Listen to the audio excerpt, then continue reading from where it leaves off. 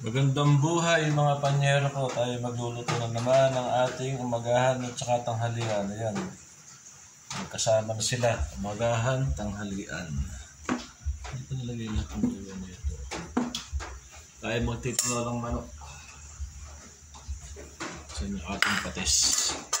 Meron tayong patis dito. Ilagay natin ang patis yung ating tinola. Ay po.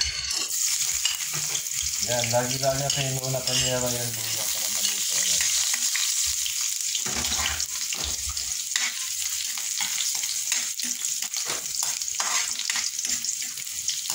Saka mas lumasa siya sa ating tinola. Tapos, lagay natin yung bawang at sibuyas. Ayan, tamang sila.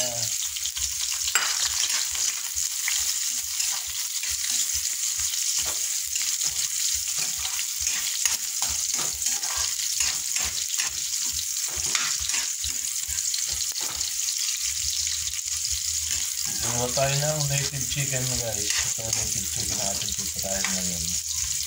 Lagyan natin ng patis. Ito may patis. Yan.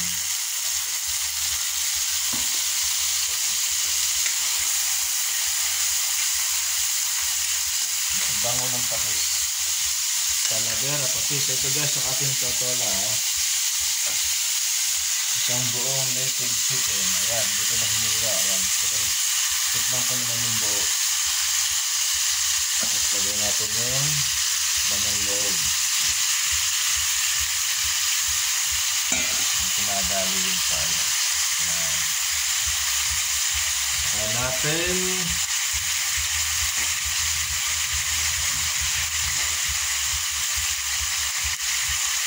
Matakpan. Native chicken yan guys ha. Pag meron native yan, native chicken. Akala nyo 45 days, hindi native. Kaya mali siya native chicken yan.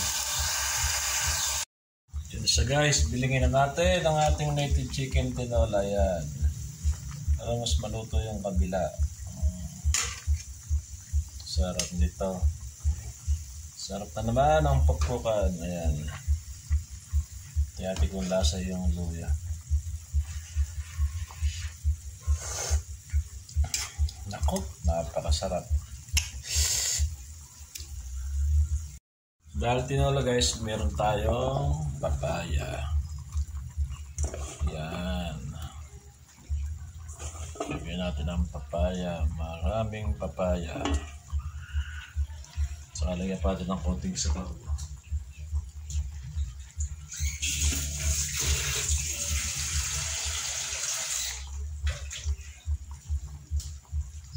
Sabaw natin para mas masarap ang higo.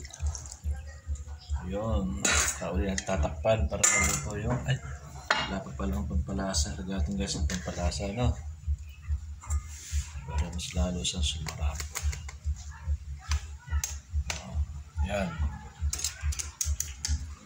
Pero yung asin, mamaya ako nilalagay ng asin kung ano lasa. Kasi nilagyan ko natin ng patis kanina.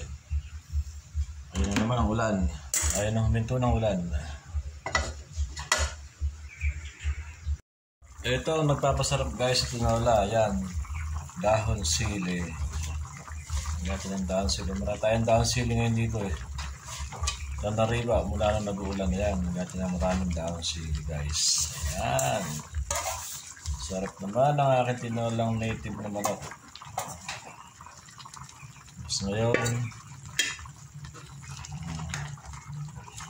paglalasahin natin yung dahon sili na yan sa aking tinola. Panapin natin yung panyero, ayan. Tinolang native chicken guys, ayan o. Buong manok yan, hindi ko na tinilad o. Sarap.